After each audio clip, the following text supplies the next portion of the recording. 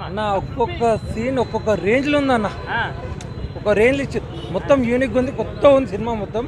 ఒక్కొక్క సీన్లో కొత్త కొత్త కొత్త కొత్త అందరు కొత్త క్యారెక్టర్లు ఉన్నారు.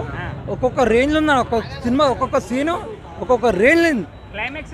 క్లైమాక్స్ అయితే ఘోరంగా ఉందన్న. కమల్ హాసన్ మాత్రం ఒక రేంజ్, కానీ గట్టి పోటీ ఇచ్చింది మాత్రం ఒక రేంజ్ ఉందన్న. అమితాబ్ బచ్చన్ మాత్రం క్యారెక్టరు, ప్రభాస్ క్యారెక్టర్ కానీ అమితాబ్ బచ్చన్ క్యారెక్టర్ బాబా బాబా ఒక్కొక్క సీన్ ఒక్కొక్క రేంజ్ ఉందన్న. సూపర్ ఉంది సినిమా, ఘోరంగా. ప్రభాస్ అన్న మాత్రం ఈ సినిమాలో మాత్రం హైలైట్ చూపించారు అన్న. నిజం చెప్తున్నా, కాలర్ వేసుకొని చెప్తున్నా. రెబల్ స్టార్ ఫ్యాన్స్ మాట్లాడుతున్నాం భయ, మాట్లాడరా ట్రోల్స్ చేస్తారు కదా ఒక్కొక్కరికి చెప్తున్నా. సినిమా మాత్రం అశ్వత్థామ క్యారెక్టర్ అయితే అసలు హైలైట్ అన్న. ఇలా విజయ్ దేవరకొండ కూడా అసలు పాత్ర మాత్రం మళ్ళా సెకండ్ డే మళ్ళా పోతున్నాం భయ. ఎవరికి ఇచ్చా అందరం తీసుకొని పోతున్నాం టికెట్లకి. కన్ఫర్మ్ సినిమా ఇక రాసి పెట్టుకోరు. ఇక సినిమా మాత్రం సూపర్ హిట్. ఇక బ్రేకా బాహుబలిని కొట్టేసింది ఇక ఆ సినిమా మాత్రం.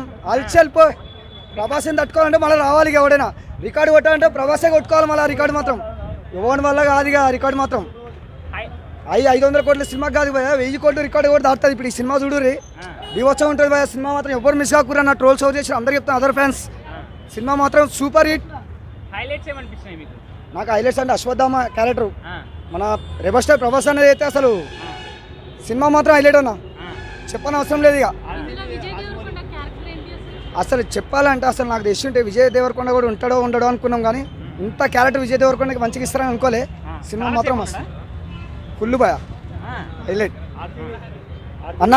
ఆర్జీవి అసలు ఎక్స్పెక్ట్ పెట్టుకోవాలి. ఆర్జీవి బాయ్ సూపర్ క్యారెక్టర్ అయితే ఒక లెవెల్లో. రాజమౌళి సార్, మీరు ప్రభాస్ అన్నతో మాత్రం యాక్టింగ్ చేస్తున్నారు అంటే మేము మీ దగ్గరికి అసలు నువ్వు దేవుడు బాయ్.